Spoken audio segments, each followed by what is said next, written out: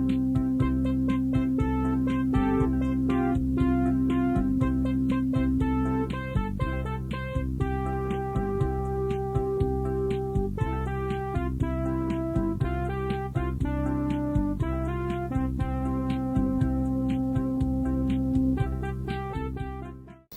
doesn't ask anything. Now that this change is going, that we're going through this change, both women and men are confused because neither have women gotten free from those old thought forms. And although they may be expressing some aspects of equality, actually in the subconscious mind there are a number of thought forms that they do not have the right to have that, and then they don't instill that either in the man. The man also has the same thought forms, and of course this is more intense in the Middle East and in the East as it is in Europe and the US, where this change has taken place a number of years ago, but it's still taking place, and of course it's just starting to take place here. And so that creates a confusion. We have a confusion of roles, and no one is very sure what kind of balance needs to be created in the relationship. So what can we do to make a marriage relationship more harmonious, and what can we do to use that relationship as a spiritual growth process? How can we use our relationship with our loved one as a process of spiritual growth? First of all, we can take responsibility for our reality. And we can stop believing that the other is responsible for our emotions, for our state of mind, and stop expecting the other to create within us the self-worth and the inner security which we need. We'll need to find that by ourselves. Doesn't mean that we can't ask the other for some help, but we can't depend on the other for that help. We have to create it ourselves. Secondly, we will need to learn communication skills.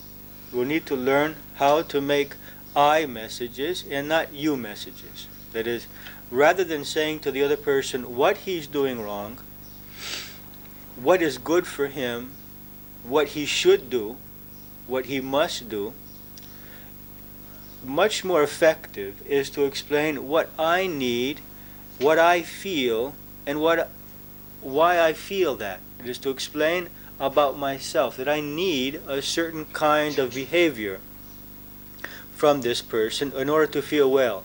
Rather than condemning him and accusing him for not being the way I want to be, it's much more effective to explain how I need him to be. And it's very important the word need rather than want. When you say, I want you to do this, I want you to do the other, that's a command. When you say I need, we put our own weakness in that. And that allows the other person to not feel so intimidated. No, I need this from you. I want you. You must do this, you must do the other. We'll speak about that in more detail in the next session. The other aspect of effective communication is learning to listen. It's called active listening. Being able, when someone has a problem, not to criticize, not to give advice, not to tell him what to do, not to start speaking about ourselves, but to learn to ask questions which help this person to clarify what is going on in his mind and what he or she needs either from us or from life or from himself or herself at this moment. So we need to learn to listen. We need to learn to communicate with I messages and to listen to the other person. This is an art, a science and an art, which will take some time to learn. Thirdly, we will need to work on our own spiritual growth, our own self-growth, and develop self-acceptance and inner security in order for any relationship to work. When I create a relationship out of need, out of fear of being alone, then that relationship does not have a good base.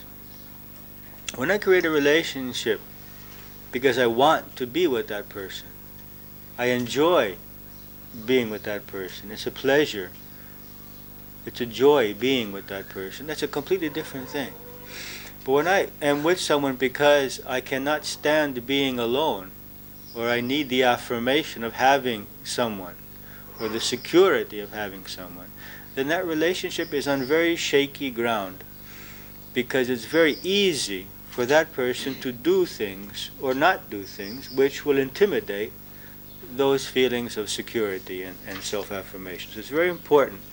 And I would suggest to all persons who are not yet married to work on that before they commit themselves to a relationship, to gain a sense of inner security, a sense of self-worth, and then create a relationship so that it's not based on need, but it's based on something more positive, that I enjoy sharing my life with this other soul. He has qualities which attract me, which I enjoy, and not simply that I need to have someone. It's very important.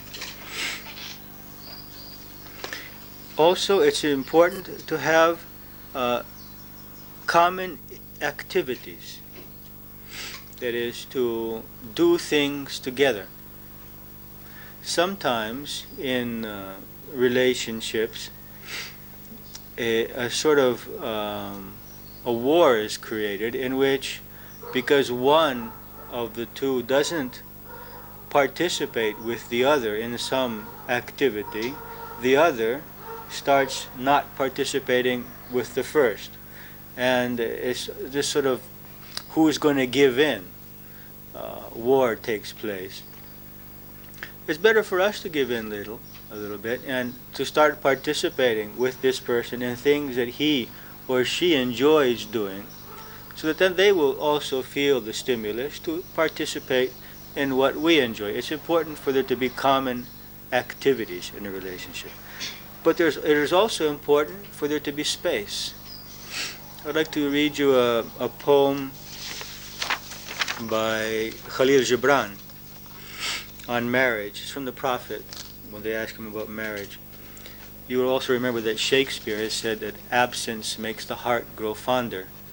And it's good for two people not to be together continuously every day of the year, 365 days of the year. It is useful occasionally for them to experience their own being as a separate entity from the other, to do things together, but for there also to be space. Let's hear what the Prophet has to say about that by Khalil Gibran. You were born together, and together you shall be forevermore. You shall be together when the white wings of death scatter your days. Aye, you shall be together in the silent memory of God. But let there be spaces in your togetherness. Let the winds of heaven dance between you. Love one another, but make not a bond of love. Let it rather be a moving sea between the shores of your souls. Fill each other's cup, but drink not from one cup. Give one another of your bread, but eat not from the same loaf. Sing and dance together, and be joyous, but let each one of you be alone. Even as the strings of a lute are alone, though they quiver with the same music. Give your hearts, but not into each other's keeping, for only the hand of life can contain your hearts. And stand together, yet not too near together, for the pillars of the temple stand apart, and the oak tree and the cypress grow not in each other's shadow. So there needs to be a unity, a doing things together, but there needs also to be space. One cannot become that which the other wants.